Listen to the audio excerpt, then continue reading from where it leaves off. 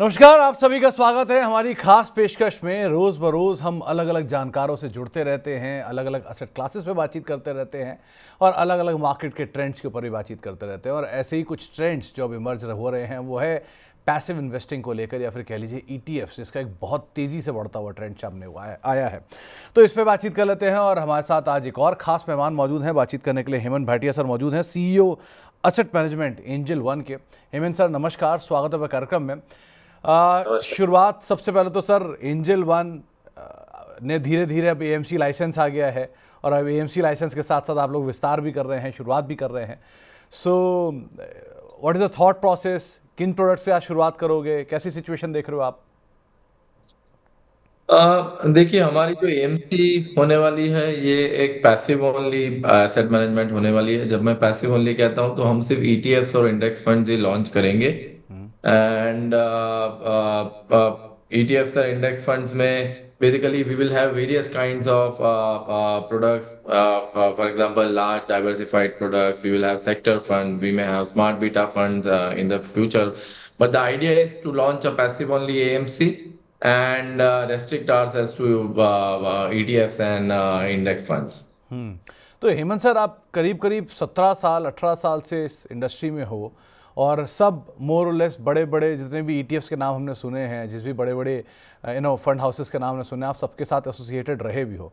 सो एक बड़ा इंडस्ट्री में शेप चेंज होते हुए देखा है आपने ईटीएफ इंडस्ट्री के अंदर। पहले कंपैरिजन है, पहले इसका इतना चलन नहीं था, लेकिन धीरे धीरे धीरे धीरे इसका चलन काफ़ी बढ़ गया और अब बहुत ज़्यादा चर्चा होने लग गई इस तरह के इन्वेस्टमेंट को लेकर, पैसिव इन्वेस्टमेंट को लेकर।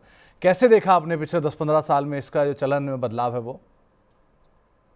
देखिए, अगर आप पैसिव इंडस्ट्री अगर आप देखते हैं तो 2001 से 2011 तक ओके इंडस्ट्री में ज्यादा मूवमेंट नहीं हुई थी।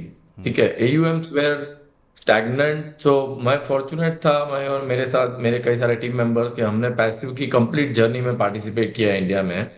तो एक डेकेड आप कह सकते हैं कि ज्यादा मूवमेंट नहीं हुई। 2015 से ट्रैक्शन आना शुरू हुआ एंड 2015 ऑनवर्ड्स बेसिकली लोगों ने ETF as a vehicle portfolio में उसकी एक्सेप्टेबिलिटी बढ़ते गई। और 2020 ऑनवर्ड जब से कोविड शुरू हुआ तब से हमने देखा कि इन्वेस्टर का काउंट सिग्निफिकेंटली बढ़ते गया। जैसे डिमैट अकाउंट्स बढ़ते गए ऐसे ईटीएफ का काउंट भी बढ़ते गया। Lot of other regulatory changes भी हुए हैं। फॉर एग्जांपल रेगुलेटर ने कई सारा चीज रैशनलाइजेशन कर दिया था, लार्ज मिड स्मॉल को क्लियरली डिफाइन कर दिया। तो लोगों ने वो भी देखा कि अब डिजिटल मोड से के जो अल्फा की बात कर रहे थे लोग के बेंचमार्क को बीट करना इजी है, वो डिजिटल मोड से दिखने लग गया कि अल्फा तो एक्चुअली बेंचमार्क को बीट करना बहुत मुश्किल है और वो इजीली लोगों को मोबाइल पे दिखने लग गया। ठीक है, तो विद पासिंग टाइम ज्यादा से ज्यादा लोग इसमें पार्टिसिपेट करने लग गए और उसका इम्पैक्ट अगर आप देखें तो ईटीएफ के फोलियो काउंट पे था। 2015 में ईटीएफ का अगर आप फोलियो काउंट देखें as percentage of demat account, वो सिर्फ 1 के 2% था। वहां से बढ़कर अब वो फोलियो काउंट हो गया है ऑलमोस्ट क्लोज टू 16 से 17%। राइट, अब वो तभी होता है जब ज्यादा से ज्यादा इन्वेस्टर पार्टिसिपेट करने लगते हैं, जब पैसिव प्रोडक्ट्स के बेनिफिट देखते हुए। So we have seen that happening. तो सर अभी भी, क्योंकि अगर इंडियन मार्केट्स को कंटेक्स्ट में चेक किया जाए विज़ावी ग्लोबल मार्केट्स के, सो इंडियन मार्केट्स में आप इसको अभी कितनी ग्रोथ डेवलपमेंट आप एक्सपेक्ट कर रहे हो, या फिर इंडियन मार्केट अभी कितना अपने जो काउंटर पार्ट है उनके पेस से स्लो है या बेटर है, कैसा देख रहे हो आप उनको? देखिए, अगर आप Indian markets versus global markets देखें तो ग्लोबली अगर आप active funds versus passive funds का रेशियो देखें तो ग्लोबली करीब करीब 60% एयूएम एक्टिव फंड्स में and approximately 40% is in passive. यही नंबर अगर आप 10 साल पहले देखते हैं तो पैसिव में सिर्फ कुछ 11-12% था। Okay, globally. इंडिया में लास्ट 10 साल में ये नंबर 2% से पैसिव का passive AUM as percentage of overall industry AUM, mutual fund industry AUM has moved from 2% to close to 16%। अब ग्लोबल अगर आप स्टैंडर्ड्स और बेंचमार्क पकड़ के चले तो वहां पे ऑलरेडी पैसिव 40% है, इंडिया में अभी 16% पहुंचा है। So long way to go and मेरे हिसाब से retail and HNI investors are yet to participate in a big way in passive. अब वो होगा with passive only AMCs being launched and जो चैलेंजेस है अल्फा जनरेशन की, वो जितनी ज्यादा हाईलाइट होंगी, उससे से ज्यादा इन्वेस्टर इस प्रोडक्ट को सराहेंगे और इसके बेनिफिट समझ के इसमें इन्वेस्ट करेंगे। तो हेमंत सर, क्योंकि अब ये ऐसी कंटेक्स्ट है जो आम निवेशकों को शायद जल्दी समझ में नहीं आती है, तो म्यूचुअल फंड इंडस्ट्री के ओवरऑल स्ट्रक्चर में बदलाव जो होंगे अगर ये पैसिव ओनली फंड्स लॉन्च होते हैं, एएमसीज लॉन्च होती हैं, सो ये कैसे बदलाव हम देखेंगे going forward mutual fund industry में, कैसे शेप अप होंगी चीज़ें? देखिए, in future what will happen is, passive का ग्रोथ तो होना है, ठीक है। अल्फा जनरेशन में चैलेंजेस है, एट द सेम टाइम नए इन्वेस्टर्स आ रहे हैं मार्केट में, दोनों के लिए ही पैसिव फंड्स की एक्सेप्टेबिलिटी बढ़ती जाएगी। एंड आई थिंक हमारा मार्केट भी जैसे ग्लोबल मार्केट्स में हुआ है, over a period of time share of passives will keep going up. And जैसे जैसे इन्वेस्टरों को इसकी यूटिलिटी समझेगी, और वो यूटिलिटी तब भी समझेगी जब ज्यादा से ज्यादा एजुकेशन दिया जाएगा। जितना ज्यादा एजुकेशन होगा, प्रोडक्ट के बेनिफिट्स हाईलाइट होंगे और challenges of alpha generation highlight होंगे, तो ज्यादा से ज्यादा इन्वेस्टर इसको सराहेंगे एंड पार्टिसिपेशन बढ़ते जाएगा। And as I said, globally 40% is in passive, in India it is only 16%. So a long way to give, a long way to go in terms of increasing the passive AUM. तो एक चीज़ और Hemant sir, जो asset management approach है, existing players भी हैं कई सारे जो कि इसमें ऑलरेडी कामकाज करते हैं, सो Yeah. आप क्या डिफरेंशिएशन लेकर चल रहे हो, क्या अप्रोच आपने आइडेंटिफाई कर रखी है यहाँ पे? नो, सो आप स्पेसिफिकली पैसिव प्लेयर्स की बात कर रहे हैं कि आप ओवरऑल एएमसी नहीं, की? पैसिव प्लेयर्स में, passive players sir.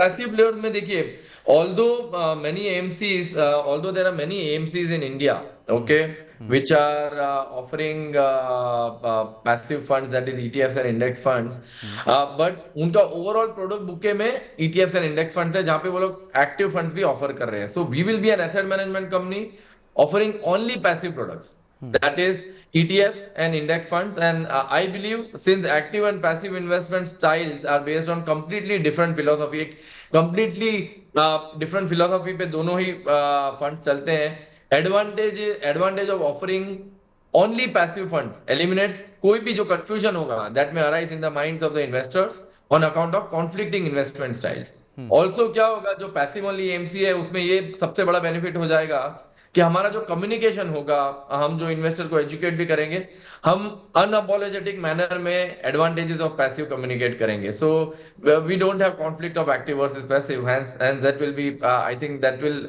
Ultimately help investors understand passive in a better way. Sir, लेकिन क्योंकि जो ये इंडस्ट्री है अभी क्राउडेड है, और लेस क्राउडेड मोर क्राउडेड तो बात की बात है, लेकिन क्राउडेड तो है। Right. सो उस इंडस्ट्री में अब आप एंटर कर रहे हो, उस इंडस्ट्री में क्या डिफरेंशिएशन हम मान के चले, क्या चैलेंजेस आपके सामने आने वाले हैं? देखिए, क्राउडेड है तो पैसिव प्रोडक्ट्स जनरली कहा जाता है मीटू प्रोडक्ट्स, राइट। तो मीटू का एक एडवांटेज ये हो जाता है कि अगर इन्वेस्टर आता है, कोई for example let's take, if a investor comes in a large cap passive funds, let's take a Nifty 100 ETF or index fund. अगर 5 से 7 या तो 10 भी ETF और इंडेक्स फंड इस बेंचमार्क पे है, उनका परफॉर्मेंस सिमिलर होगा, राइट। उनका परफॉर्मेंस में बहुत ज्यादा वेरिएशन नहीं आएगा, सब्जेक्ट टू ट्रैकिंग एरर। वो लोग बेंचमार्क को क्लोजली ट्रैक करेंगे। यही अगर एक्टिव फंड्स में देखते हैं, तो ऑल्दो फंड सारे लार्ज कैप होंगे, उनके परफॉर्मेंस में best and worst performing fund का परफॉर्मेंस में बहुत गैप होगा, okay, because everybody has their own philosophy and their own stock picking styles. तो पैसिव का बड़ा एडवांटेज ये हो जाता है कि मी टू प्रोडक्ट है, तो क्लाइंट और या तो इन्वेस्टर जब एंटर होता है, तब क्लियरली अंडरस्टैंडिंग के साथ आता है कि जो बेंचमार्क या तो रिटर्न्स वो चाहता है, उसके आसपास के उस कैटेगरी के रिटर्न्स उनको मिलेंगे। तो ऑल्दो ये क्राउडेड है स्पेस, लेकिन as I said to you, इसमें अल्टीमेटली आगे चल के एजुकेशन जो होगा, जो एमसी जितना ज्यादा एजुकेशन करेगी और क्लाइंट को इसके बेनिफिट्स बताएगी, उसको ज्यादा से ज्यादा इस चीज का बेनिफिट होगा। And ultimately it will turn out, it will happen that more and more investors will start participating in the passive space. Sir, एक डिबेट काफ़ी समय से चलती आ रही है, वो है ईटीएफ और इंडेक्स फंड के बीच में। तो उस पर भी मैं आपका एक व्यू चाहूँगा कि आप इस डिबेट को कैसे देखते हो। दो ईटीएफ आपका बेबी है, सो आपको ज़्यादा बेटर लगेगा, लेकिन अदरवाइज इंडेक्स और ईटीएफ की इस डिबेट के बीच में आप क्या पर्सपेक्टिव रखते हो अपना? देखिए, हम तो ईटीएफ और इंडेक्स फंड्स दोनों ही लॉन्च करेंगे। तो हमने कभी ये सिविल वॉर प्रमोट नहीं किया है between ETFs and index funds, which are just two passive product formats. ठीक है, जो अंडरलाइंग फिलोसॉफी है ऑफ इंडेक्सिंग जो इन दोनों फॉर्मेट्स को ड्राइव कर रही है वो सेम है। तो let me give you analogy. ठीक है, if passive indexing is akin to a glacier, okay, then think of index fund and ETF as two rivers that are fed by the same glacier. Okay, we want investors to have passive funds as part of their overall portfolio by providing them more and more choice to participate in index fund or ETF as per their convenience. तो हमको कोई भी format उन पे enforce नहीं करना है, जो कन्वीनियंट लगे उस फॉर्मेट में आइए, एज लॉन्ग एज इन्वेस्टर उसके एडवांटेजेस समझते हैं। We are completely format agnostic as long as they are participating in the passive ETFs and index funds via this passive route. एक चीज़ और सर, क्योंकि एक्टिव ये पैसिव फंड जो है इसके बारे में बहुत ज़्यादा जागरूकता है नहीं, अभी है लेकिन उतनी नहीं है जितनी बाकी म्यूचुअल फंड्स को लेकर है, उन कैटेगरीज को लेकर है। सो जो बेसिक बेनिफिट्स हैं, प्राइमरी बेनिफिट्स हैं इसको लेकर, वो किस तरह के हैं? अगर कोई रिटेलर ये सुन रहा है कि चलो यहाँ से मैं शुरुआत करता हूँ पैसिव फंड के साथ, तो क्या क्या बेनिफिट्स वो पा सकता है? क्या गोइंग फॉरवर्ड उसके लिए बढ़िया होने वाला है इस सेक्टर के अंदर, इस तरह के सेगमेंट के अंदर? So thank you, I am glad that you asked this question. तो देखिए, इसमें कई सारे advantages of passive investing. I would like to highlight over here one of them. Okay, तो we know that two significant risk of investing are, one is systemic risk and non systemic risk. अब systemic risk क्या है? इसको popularly हम market risk कहते हैं।